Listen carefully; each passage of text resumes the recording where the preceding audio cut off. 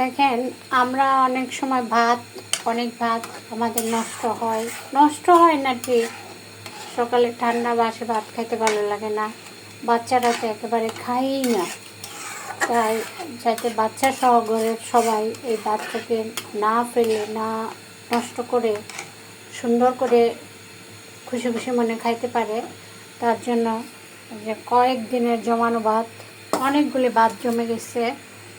তাই এই ভাতগুলি দিয়ে আমি ডাল দিয়ে খিচুড়ি পাক করতেছি।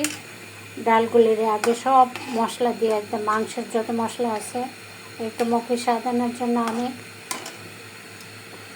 কষিয়ে নিলাম ডালটারে। বোনা বোনা যখন হবে, এখন আমি সেই ভাতগুলি দিয়ে দিব। সুন্দর একটা রেসিপি হয়ে যাবে। বাচ্চারা বুঝতেও পারবে না যে এটা কোনো আগের 2-3 দিনের আগের ভাত কিনা। এটা বড়রাও খাইতে পারে, বড়রাও বুঝতে পারবে না যে এই ভাতটা 2-3 দিন জমে রেখে এখন অন্য রকমের স্বাদে একটা খিচুড়ি পাক করে ফেললাম।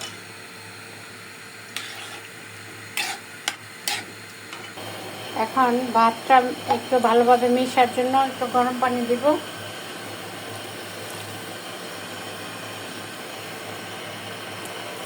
লবণ ডাল দেওয়ার সময়, ডাল যখন করি তখন দিয়ে দিয়েছিলাম, আবারও মনে হলো যে একটু লবণ কমে গেল, তাই আবার একটু লবণ দিয়ে দিলাম।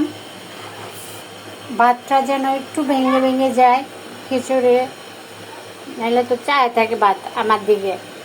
ভাত বলবে যে দাঁড়া, আমার দিয়ে এরা খিচুড়ি বানাইছস, আমি আর পেটে ঢুকবো না, তাকাই থাকবো ভাতের দিকে, ভাতের মতো। তাই একটু ভেঙে দিলাম। ভাতটা একদম একটু গলে গেছে। আমি কয়েকটা কাঁচামরিচ দিয়ে দিব। কাঁচামরিচ দিলে হয় কি, একটু ফ্লেভার পাওয়া যায়। আমি সেই সাথে একটু জিরার গুঁড়া দিয়ে দিলাম। জিরার গুঁড়া দিয়ে মিশিয়ে দেব, আর একটু গন্ধ পাওয়া যাবে। স্রেফ 2টা গোলমরিচের গুঁড়া দিয়ে, গোলমরিচ না সরি,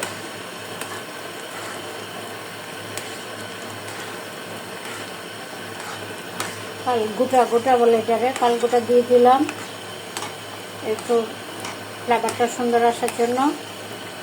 শুকনো মরিচ দিয়ে দিলাম একটা ভেঙে। শুকনো মরিচটা আপনি গন্ধ পাওয়া যায়। আমি তো কোনো বাগার টাগার দেবো না, এত কাহিনি করার দরকার নাই। তো আপনাদেরকে খাওয়াইতে পারলে আপনারা বুঝতে পারতেন। অনেক মজা হয়েছে। ধন্যবাদ সবাইকে, ভালো থাকবেন।